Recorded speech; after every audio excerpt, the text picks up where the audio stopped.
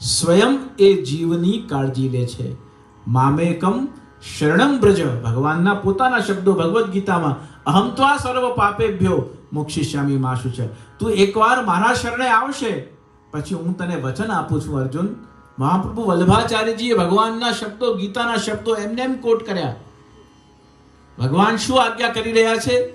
સર્વ ધર્માન પરિત્યજ્ય મામેકમ, તું મારા શરણમાં આવ પછી તારા જેટલા પણ ધર્મો છે, એટલે કે તારા જેટલા પણ તારી આસપાસના તાર્યા કરવા જેવા યોગ્ય કર્મો છે એ બધા પણ હું નિભાવી દઈશ. અહમ ત્વામ સર્વ પાપેભ્યો મોક્ષિષ્યામિ. અહમ ત્વા સર્વ પાપેભ્યો, હું તારા પાપો તરફ નહીં જોઉં. તું કેટલા વર્ષ મને ન ઓળખી શક્યો હું નહીં વિચાર કરું, તે કેટલા વર્ષ મારું નામ ન બોલ્યું હું વિચાર નહીં કરું, તે આટલા જન્મો શું કરું એવો પ્રશ્ન નહીં કરું. હે અર્જુન, તું જો મારા ચરણનું શરણ સ્વીકાર કરે, મામેકમ શરણમ બ્રજ, તો હું તને અને તારા જેવા જેટલા પણ આ સંસારમાં જીવો છે એમને વચન આપું છું કે મોક્ષિષ્યામિ મા શુચઃ, હું તારો ઉદ્ધાર કર્યા વગર, તારો સ્વીકાર કર્યા વગર રહી શકવાનો નથી. આ તો 18મા અધ્યાયમાં જઈને ભગવદ્ ગીતાના અર્જુને એવું કહ્યું કે કરિષ્યે વચનમ તવ. આવું જો પહેલા અધ્યાયમાં ભૂલી ગયો હોત તો આપણને બીજા 18 અધ્યાયમાં ગીતા સાંભળવા ન મળી હોત. પણ અર્જુને છે 18મા અધ્યાયમાં જઈને એવું કહ્યું કે કરિષ્ય વચન, હે કૃષ્ણ, હે માધવ, હું સમજી ગયો છું તું ખાલી મારો સારથી નથી, ખાલી મારો સખા નથી, કેવલ દ્રૌપદીના કહેવાથી તું યુદ્ધમાં આવ્યો નથી, કેવલ મારી રક્ષા કરવા માટે આવ્યો નથી, કેવલ તને કોઈ કૌરવો સાથે કે બધા દુર્યોધન અને શકુની ને આ દ્રષ્ટદ્યુમ્ન આ બધાની સાથે તને કોઈ પ્રોબ્લેમ છે એટલે તું મને સહયોગ કરવા આવ્યો નથી. હવે હું સમજી ગયો કે ઇહ લોકે અન્ય લોકે વા, આ લોકમાં કે બીજા કોઈ પણ લોકમાં આ શરીર તો હમણાં છૂટશે એટલે આત્મા એમાંથી નીકળી જવાની છે, પણ એ આત્મા કોઈ પણ લોકમાં ભૂર ભુવ સ્વ મહર જન તપ સત્ય 7 લોકમાં ઉપર, તલ વિતલ તલાતલ રસાતલ ધરાતલ સુધી, પાતાળ લોક સુધી, 7 લોક નીચે, 14 ભવનમાં ક્યાં પણ આ આત્મા જશે. હવે મને ખબર પડી ગઈ કે દરેક જગ્યાએ તું જ મને ભટકાવવાનો છે, તું જ મને મળવાનો છે, તારા વગર આ 14 ભુવન પણ સંભવ નથી. એટલા માટે હવે હું તને વચન આપું છું કે હું તને છોડીને ક્યારેય ક્યાંય જવાનો નથી. કરિષ્યે વચનમ તવ. બસ આટલું જો આપણને સમજાય તો ભક્તિના માધ્યમથી આપણે પ્રભુ ભક્તિ કરવા માટે વધારે સામર્થ્યવાન બની શકીએ છીએ. આજના યુગમાં સમયાભાવના કારણે નિરંતર આપણે કોઈક શાંતિની ખોજમાં છે, કોઈ સ્વસ્થતાની, કોવિડ થયા પછી સ્વસ્થતાની હેલ્ધી લાઈફ જીવવા માટેની શોધમાં મનુષ્ય જઈ રહ્યો છે, કોઈક શાંતિની ખોજમાં જઈ રહ્યો છે. આજનો જે મનોરથ છે, ઘણીવાર આપણે કહીએ ને, આમ તો બધું સારું છે, આમ તો મારે બોલવું હતું પણ બોલ્યો નહીં, આમ તો મારે આજે બોલાઈ ગયું પણ બોલવું નહોતું. આમ કે ને આમ એટલે સહજ રીતે, યુઝ્યુઅલી. આમ શબ્દનો મતલબ છે યુઝ્યુઅલી. અહીંયા પ્રભુ આજે આમ આરોગી રહ્યા છે. અને આમ પણ ફલોનો રાજા છે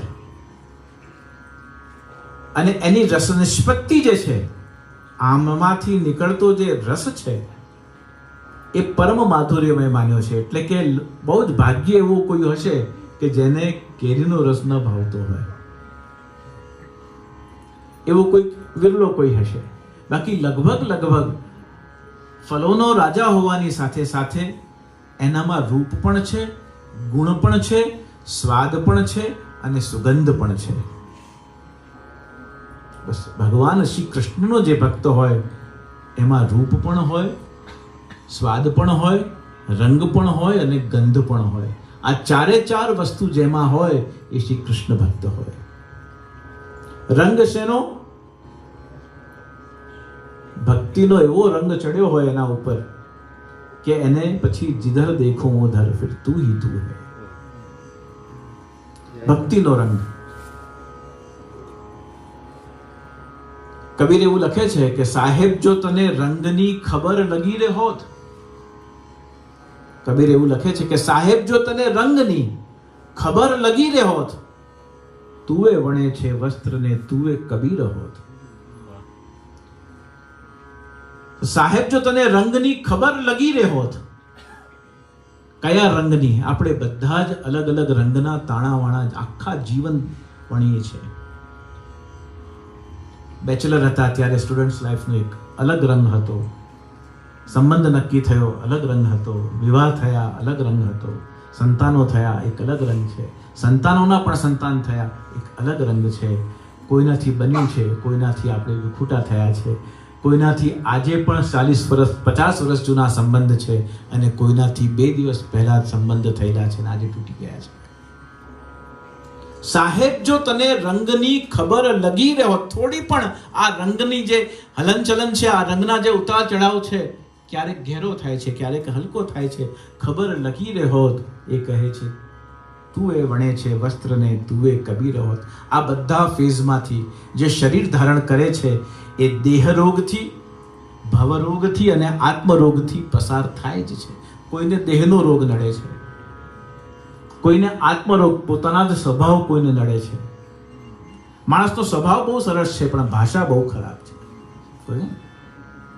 એમ સાહેબ જો તને રંગની ખબર લગી રહે હો તો તું એ વણે છે. તો ભક્તિનો રંગ પણ છે, કૃષ્ણ ભક્તિમાં રંગ પણ છે, સુગંધ પણ છે.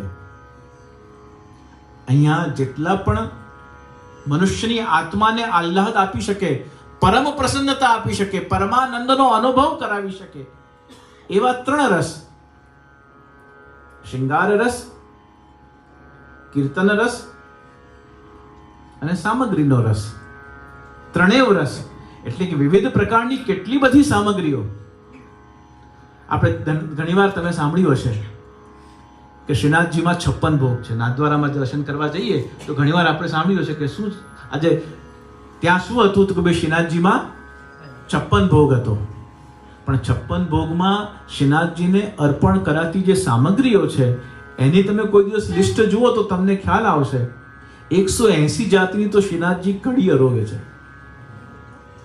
શ્રીનાથજી 180 જાતની કડી અરોગે છે. તો રસ કેટલો બધો, વિવિધ પ્રકારનો સામગ્રી રસ. 64 રાગિણીઓના આધાર પર રચાયેલા જે રાગ છે એ તમામ રાગો શ્રીનાથજીની સામે ગવાય છે. તમામ ભોગ સામગ્રી શ્રીનાથજી માટે બને છે.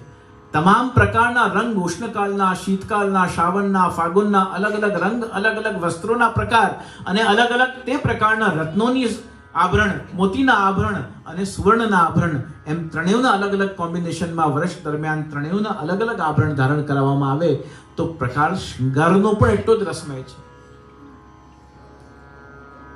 તો રંગ છે, રૂપ છે, રસ છે અને સ્વાદ છે. શ્રી કૃષ્ણનો સ્વાદ કેવો છે? કોઈનો સ્વભાવ બધાના હોય, એમ કૃષ્ણનો સ્વભાવ કેવો છે? એવું કોઈ આપણને પૂછે ભાઈ કોઈનો બહુ તીખો સ્વભાવ છે, કોઈનો મોઢે કહી દેવાનો સ્વભાવ છે, કોઈનો શાંત સ્વભાવ છે, કોઈ બોલાવે તો બોલે બાકી ન બોલે. બધાના જેમ આપણા બધાના અલગ અલગ પ્રકૃતિ ભેદ હોય, સ્વભાવ અલગ અલગ હોય. શું મહાપ્રભુજીને કોઈએ પૂછ્યું કે શ્રી કૃષ્ણ જેમની હું સેવા કરું છું એનો સ્વભાવ કેવો છે? શ્રી મહાપ્રભુજીએ ઉત્તર આપ્યો, પ્રીતિસ્તુ ભગવત ધર્મ. ભગવાનનો એક સ્વભાવ છે અને એ સ્વભાવનું નામ છે પ્રીતિ. ભગવાનનો સ્વભાવ પ્રેમપૂર્વક સ્વભાવ છે, ભગવાનનો પ્રેમ સ્વભાવ છે. એટલે કે એ ભગવાન આપણામાં કોઈ દિવસ કોઈ દોષ જોઈ શકતા જ નથી. જેનો સંબંધ બ્રહ્મથી થયો, બ્રહ્મ સંબંધ જેણે કર્યો,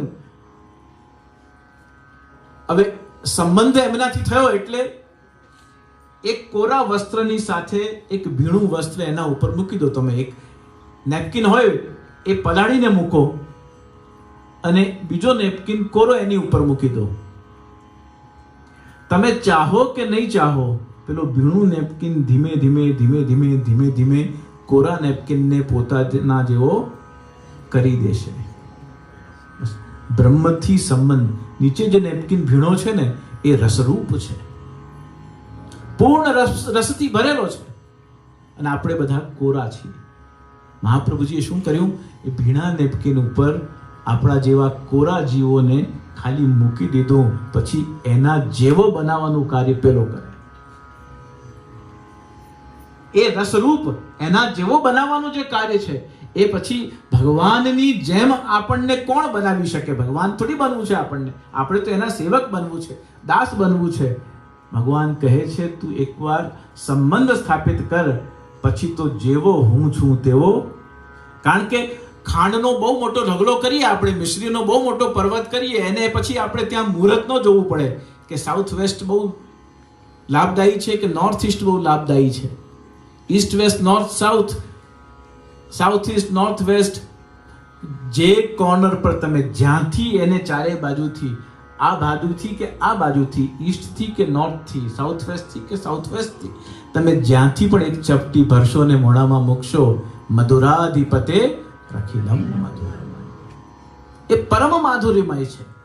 કારણ કે રૂપ પણ છે, રસ પણ છે, ગંધ પણ છે, સ્પર્શ પણ છે, બધું જ જેમાં છે. એવા રૂપ સાથે રૂપ મહાપ્રભુ વલ્લભાચાર્યજીએ બહુ જ સમજી વિચારી યુક્તિપૂર્વક બહુ જ ઊંડાણમાં જઈને આ શબ્દ મૂક્યો છે. મહાપ્રભુજી કૃષ્ણ સંબંધ નામ મૂકી શકતા હતા. જે વૈષ્ણવી દીક્ષા છે એનો નામ કૃષ્ણ સંબંધ મૂકી શકતા હતા, ઈશ્વર સંબંધ મૂકી શકતા હતા, ભગવાન સંબંધ મૂકી શકતા હતા, પરમાત્મા સંબંધ પણ મૂકી શકતા હતા. કોઈ વેદાંતીને જાણવું હોય તો પરમાત્મા સંબંધ પણ મૂકી શકતા હતા. મહાપ્રભુજીએ એક શબ્દ પ્રસન્ન કર્યો. કયો શબ્દ પ્રસન્ન કર્યો? બ્રહ્મ. શ્રી કૃષ્ણ માટે, પરમાત્મા માટે, ભગવાન માટે, ઈશ્વર માટે એક શબ્દ મહાપ્રભુ વલ્લભાચાર્યજીએ પસંદ કર્યો. કયો શબ્દ પસંદ કર્યો? બ્રહ્મ. અને એ બ્રહ્મથી આપણો સંબંધ કરાવવાની વાત છે. અને બ્રહ્મ કેવો છે? કેરીના રસને તમે ગોળમાં, ષટકોણમાં, અષ્ટકોણમાં, ચોરસ, લંબગોળ જેવા પાત્રમાં મૂકશો, એવું આકાર એ આમનો રસ, અમરસ ગ્રહણ કરી લેશે. એનું પોતાનું કોઈ ઘાટ નથી, પણ તમે જેવા પાત્રમાં મૂકશો એવું એ પોતાનું આકાર બનાવી લે છે. એ જ પ્રકારે આપણે જેવા હોઈશું, પુષ્ટિ હોઈશું, મર્યાદા હોઈશું, પ્રવાહ હોઈશું, કોઈ પણ પ્રકારના વિષય સાધક સિદ્ધ સયાને ત્રિવિધ જીવ જગ વેદ વખાને તુલસી. વિષય હોય, કોઈ સાધક હોય, કોઈ સિદ્ધ હોય, કે અલગ અલગ પ્રકારના બધા જીવો હોય, પણ આપણે કેવા પણ હોઈએ, એકવાર જો એનાથી સંબંધ સ્થાપિત થાય, પછી આપણે એના માટે એના જેવા થઈ જઈએ છીએ. ઘણા વ્યક્તિ મૌન લેતા હોય કે ભાઈ આજે મારું મૌન છે, પછી અમને મળવા જ્યારે આવે ને ત્યારે ધારો કે મારું મૌન છે આજે, પછી અમને જે મળવા આવે ને એ પણ ઈશારામાં વાત કરે, મારું મૌન છે, આપ તો બોલી જ શકો છો. પણ જ્યારે કોઈ સામે મળવા આવે તો એ પણ મૌનમાં ઈશારામાં પૂછે, કારણ કે મૌનનો પ્રભાવ એવો છે કે જે નથી એને પણ મૌન કરી દે છે. એવી રીતે વૈષ્ણવ જે પોતે ભગવદ નામ લેતો હોય, ભગવત સેવા કરતો હોય, ભગવત સંકીર્તન કરતો હોય, ભગવત સત્સંગ કરતો હોય, એનો પ્રભાવ એવો છે કે બહુ દિવસ એની સાથે રહેનાર વ્યક્તિ કોરો રહી શકતો નથી. અને છતાં પણ જો કોરો રહી જાય તો સમજવું કે આપણે એવા ખેતરમાં બી વાયો છે કે જ્યાં ક્યારેય ફળદ્રુપતા થવાની નથી. પંડિત ભયા ન કોઈ, ઢાઈ અક્ષર પ્રેમ કા, પढ़े સો પંડિત હોય. તો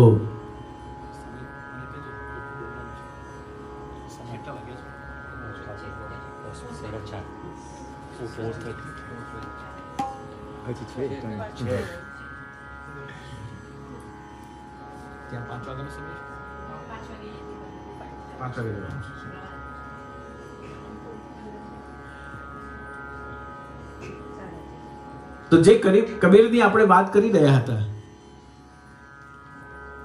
એ કબીરજીએ કહ્યું, કબીરા કબીરા ક્યા કહે, તું એક બાર જા જમના કે તીર. કબીરજી નિરીશ્વરવાદી છે, નિરાકારવાદી છે. એ આપણા જેમ મૂર્તિમાં ભગવાનને જોતા નથી, એ સર્વત્ર સર્વમ ખલ્વેદમ બ્રહ્મ, સર્વત્ર જડ જીવ ચૈતન્યમાં એ ભગવાનને જુએ છે. સેન્ટ્રલાઇઝડ કોઈ જગ્યાએ મૂર્તિ, કારણ કે વૈદિક હિન્દુ સનાતન ધર્મની બે પરંપરા, એક આકાર પરંપરા, એક નિરાકાર પરંપરા, એક નિર્ગુણ પરંપરા, એક સગુણ પરંપરા. પરંપરાનો અર્થ છે, whenever I speak the word પરંપરા, ત્યારે સમજવું tradition. whenever we speak the word સંપ્રદાય,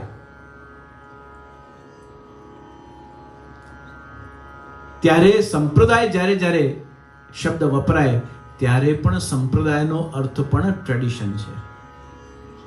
પરંપરા અને સંપ્રદાય, it's like religion and spirituality. ધર્મ અને સંપ્રદાય. તો પરંપરા અને સંપ્રદાય એટલે કે સંપ્રદાયનો અર્થ એ છે કે જે વસ્તુ ક્રોનોલોજીકલી હેરાર્કીમાં થતી આવી છે. તો કેવી રીતે?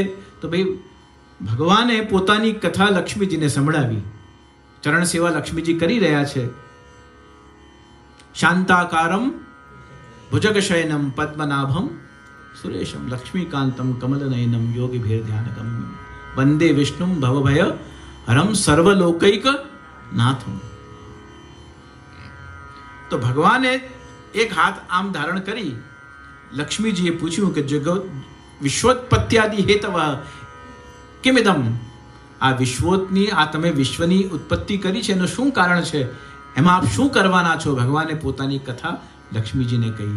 લક્ષ્મીજીએ એ કથા બ્રહ્માજીને કહી, બ્રહ્માજીએ નારદજીને કહી, નારદજીએ સનત કુમારોને કહી, સનત કુમારે વ્યાસજીને કહી, વ્યાસજીએ શુકદેવજીને કહી, શુકદેવજીએ પરીક્ષિતને કહી. પુરુષોત્તમ સન્મૂલામ વિષ્ણુ સ્વામી મધ્યમામ અસ્મદાચાર્ય પર્યંતમ વંદે ગુરુ પરંપરામ. તો ભગવાન પૂર્ણ પુરુષોત્તમના મુખથી જે બોલાઈ, ભગવતા ઉદિતમ ઇતિ ભાગવતમ, ભગવાનના મુખથી બોલાઈ એટલા માટે એનું નામ ભાગવત થયું. કારણ કે શુકદેવજીના કે ભગવાન સ્વયં વક્તા, મૂળ વક્તા તો એ છે, એમણે લક્ષ્મીજીને કહી. લક્ષ્મીજીએ બ્રહ્માજીને, બ્રહ્માજીએ નારદજી, નારદજીને સનત કુમારથી, એ પરંપરા ત્યાંથી આવી.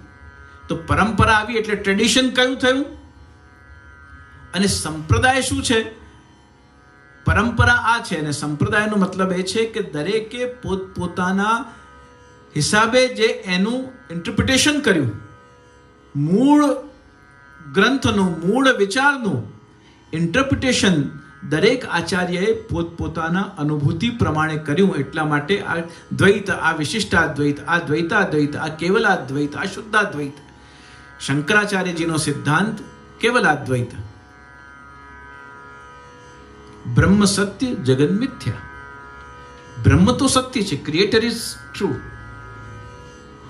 પણ ધ ક્રિએશન એ મિથ્યા છે, એ ફોલ્સ છે. એ મિથ્યાનો મતલબ એ થયો કે એ નાશવંત છે. શંકરાચાર્યજી એવું કહે છે કે જો બ્રહ્મરૂપ આ જગત હોય તો એનો કોઈ દિવસ નાશ થાય નહીં. અને મહાપ્રભુ વલ્લભાચાર્યજી, નિમ્બાર્કાચાર્યજી, રામાનુજાચાર્યજી, માધવાચાર્યજી, ચૈતન્ય મહાપ્રભુ, ગૌડીય શ્રીપાદ મહાપ્રભુ, આ જેટલા પણ ભક્તિ માર્ગના સંપ્રદાયના આચાર્યો થયા, એ બધા આચાર્ય એવું કહે છે કે બ્રહ્મ સત્યમ, બ્રહ્મ સત્યમ, જગત સત્યમ. સોનું અગર સાચું છે તો એમાંથી બનાવવામાં આવેલા વેદાંત છે, એમાંથી બનાવેલા આભૂષણો પણ સત્ય જ છે. એના નામ અલગ હોઈ શકે, એને પહેરવાના સ્થાન અલગ હોઈ શકે, એના આકાર અલગ હોઈ શકે, પણ જો સોનું સાચું છે તો એમાંથી બનાવેલું માથાનો ટીકો હોય, ગળાનો હાર હોય, કમરનો કંદોરો હોય કે પગની પાયલ હોય, હાથના કંગન હોય કે આંગળીની વીંટી હોય, આના આકાર અલગ અલગ હોઈ શકે, પહેરવાના સ્થાન અલગ અલગ હોઈ શકે, એનું વજન અલગ અલગ હોઈ શકે, એના પ્રકારો અલગ અલગ હોઈ શકે, પણ જો સોનું સાચું છે તો આ બધા પણ સોનું જ છે, એ મિથ્યા હોઈ શકે.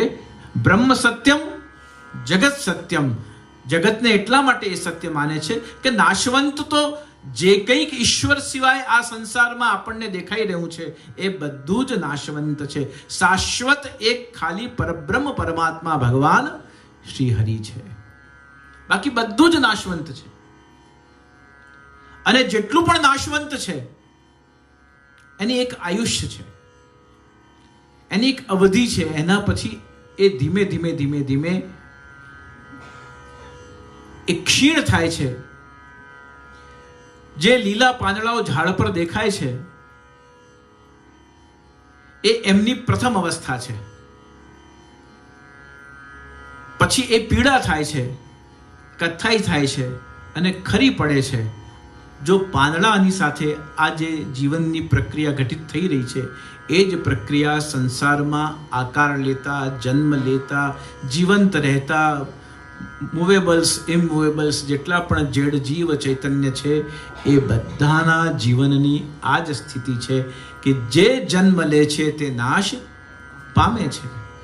બધું જ નાશવંત છે. શાશ્વત એક કેવલ ધ ક્રિએટર, જે અલ્ટિમેટ ક્રિએટર છે એ જ માત્ર શાશ્વત છે. એનો ક્યારે નાશ થતો નથી. કારણ કે બાલે બાલેકમ બ્રહ્માંડમ અસ્તિ. આપણે જે પૃથ્વી લોકમાં રહી રહ્યા છે એ પૃથ્વીનું નામ મૃત્યુ લોક છે. એવી રીતે બીજા જે સોલાર સિસ્ટમમાં જે બીજી પૃથ્વીઓ છે એ એક પૃથ્વીનું નામ વસુંધરા છે, કોઈ પૃથ્વીનું નામ અંબાલિકા છે, કોઈ પૃથ્વીનું નામ વિશિષ્ટાંગા છે. એવી રીતે આપણે ત્યાં વિધાઉટ ટેલિસ્કોપ ભૃગુ ઋષિએ આ નવગ્રહ ક્યાં છે, અરુણધતીનો તારો ક્યાં છે, સપ્તર્ષિ ક્યાં છે, એ બધા તારા વિધાઉટ ટેલિસ્કોપ જોઈને અને થાઉઝન્ડ્સ ઓફ યર્સ બેક આપણને એ સાયન્સ આપ્યું. આજે ટેલિસ્કોપથી પણ એ જ વસ્તુ કહેવામાં આવી રહી છે, દેખાડવામાં આવી રહી છે, જે વિધાઉટ ટેલિસ્કોપ ગર્ગાચાર્યજી ગર્ગ સંહિતામાં મૂકી છે, ભૃગુ સંહિતામાં મૂકી છે ભૃગુ ઋષિએ. અને ભૃગુ ઋષિનું જે ચિંતન છે એનું જો આપણે કરીએ તો જેટલા પણ સૌરમંડળ છે, જેટલી પણ સોલાર સિસ્ટમ્સ છે, જેટલી પણ ગેલેક્સીસ છે એ એસ્ટ્રોલોજીકલી અને એસ્ટ્રોનોમિકલી બંને દ્રષ્ટિથી જો આપણે એનું ચિંતન કરીએ તો આપણને ખ્યાલ આવે છે કે કેટલા બધા અલગ અલગ યુનિવર્સમાં કેટલા બધા અલગ અલગ સોલાર સિસ્ટમો છે અને કેટલી કેટલી અલગ અલગ રીતે આખું આ બ્રહ્માંડનું નિર્માણ થયેલું છે. એવું એક બ્રહ્માંડ જેમાં લાખો સોલાર સિસ્ટમ્સ છે, millions and trillions of milky ways છે જેની અંદર, એવું એક બ્રહ્માંડ છે. એવા લાખો બ્રહ્માંડ છે.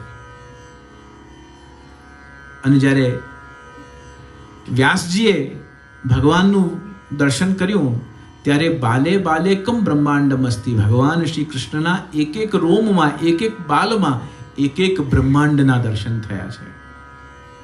એ કેટલો વિરાટ હશે, એ કેટલો વિશાલ હશે.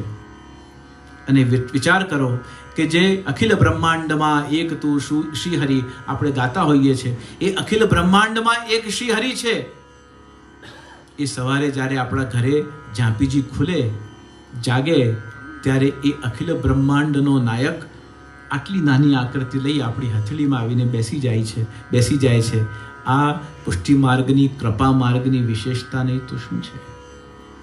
અખિલ બ્રહ્માંડનો નાયક, જેના બાલે બાલેકમ બ્રહ્માંડમ અસ્તિ, એક એક બાલમાં જેના બ્રહ્માંડો સમાયેલા છે, એ સવારે સ્નાન કરીને આપણી હથેળીમાં અહીંયા આવીને બેસી જાય અને પછી આપણે અંગવસ્ત્ર કરીએ, અત્તર સમર્પીએ અને ભોગ ધરીએ. તો અણોરણિયાન મહતો મહિયાન એ એટલો બધો વ્યાપક છે કે એના એક એક રોમમાં બ્રહ્માંડ છે ને એટલો બધો સૂક્ષ્મ થઈ શકે કે એ નાનો સરખું બાલકૃષ્ણનું રૂપ લઈ તમારી હથેળીમાં આવીને બેસી જાય. વિશાલમાં વિશાલતમ છે અને સૂક્ષ્મમાં અણુવત છે. સંબંધ એનાથી સ્થાપિત કરવો જોઈએ. જો સંબંધ સ્થાપિત થાય તો પુષ્ટિ હોય કે મર્યાદા હોય, બધી જ ભક્તિ ફળદ્રુપ છે. ભક્તિ કરનાર વ્યક્તિને ક્યારે પણ આપણે પછતાવો કરતા નહીં જોઈએ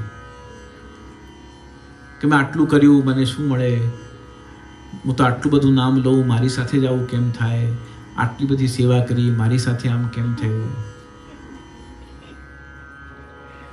હા, આપણે કોઈ વાર હકથી વ્રજવાસીઓના ભાવથી કે આપણે ઠાકોરજીને કમ્પ્લેન કરી દઈએ એ વાસ્તવ છે કે પ્રભુ આટલા ભોગ ધરું છું, સેવા કરું છું, આટલા વર્ષથી હું શરણાગતિ કરી છે, મારી સાથે આવું કેમ? બીજું કોઈ ન મળ્યું તમને? આવી બધી મીઠી વાર્તા ભગવાન સાથે ભક્તને કરવાની છૂટ છે, કારણ કે પુષ્ટિ પુરુષોત્તમ છે.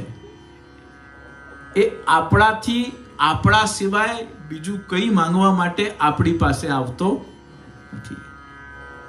અને એવા પ્રેમી દુનિયામાં બહુ ઓછા હોય કે જેમને કોઈ એક વ્યક્તિ બીજા વ્યક્તિને પ્રેમ કરતી હોય, એ વ્યક્તિ સિવાય બીજું કંઈ ઓછું ખપે એમ નથી. આવું જો પ્રેમ કરતા આવડી જાય તો આપણે બધા જ કૃષ્ણ ભક્તોને આ જગતમાં રહીને આ જીવને જગદીશ મળી જાય. તો આપ બધાને મારા સહિત, અમારા સહિત આપણા બધાને પ્રભુની પ્રસન્નતાનો પ્રસાદ આમ્રત સ્વરૂપે દર્શન થઈ રહ્યા છે. તો આપણે બધા જ આ જગતમાં રહીને એ જીવની જે અવસ્થા વ્યવસ્થા હોય એને ધ્યાનમાં રાખીને અને જગદીશની પ્રસન્નતાનું કારણ બનીએ એવી શુભકામનાઓ સાથે ફરી એકવાર બાલમ ટેમ્પલમાં આવવાનું થયું. પૂર્વીબેન અને બધા જ આયોજકોને મારા ખૂબ ખૂબ અભિનંદન છે. આપ સૌએ નિમંત્રણ આપ્યું, સત્સંગનો અવસર મને પણ મળ્યો, આપને પણ મળ્યો. કારણ કે વક્તા શ્રોતા ભગવાન માટે બોલવાનો અવસર મળે એ પણ સૌથી મોટો મનોરથ જ છે. તો આમાં કેવલ આપનો લાભ નથી, એટલો સમય બીજી લૌકિક ચર્ચા ન કરતા ભગવત ચર્ચા થઈ એ સૌભાગ્યની વાત છે. તો મને અવસર મળ્યો, આપ સૌને સત્સંગ મળ્યો, આપણને બધાને દર્શન મળ્યા, સુંદર કીર્તનનો આસ્વાદ પ્રાપ્ત કર્યો. હવે અહીંયા જે કોઈક આગળ મહાપ્રસાદની વ્યવસ્થા હોય તે પ્રકારે મહાપ્રસાદ લઈ આપણે છૂટા પડીશું. તો ફરી એકવાર જે લોકો કોવિડમાં દુઃખી થયા હોય, શારીરિક કષ્ટ થયો હોય, એમનું કષ્ટ દૂર થાય અને જેમને કોવિડમાં કોઈ તકલીફ ન થઈ હોય એ હવે ક્યારે પણ આવી કોઈ મોટી તકલીફ ના આવે એવી પ્રાર્થના પ્રભુ ચરણોમાં કરી મારી વાણીથી વિરામ લઈ રહ્યો છું. શુભમ ભવતુ. બોલો કૃષ્ણ કનૈયા લાલ કી જય. શ્રી દ્વારકેશ લાલ પ્યારે કી જય. શ્રી આશ્રય લાલ પ્યારે કી જય.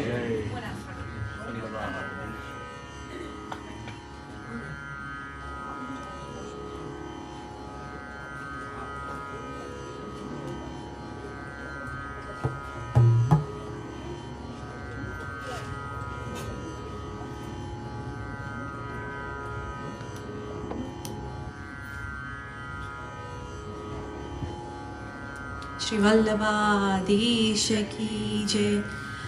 जय जय.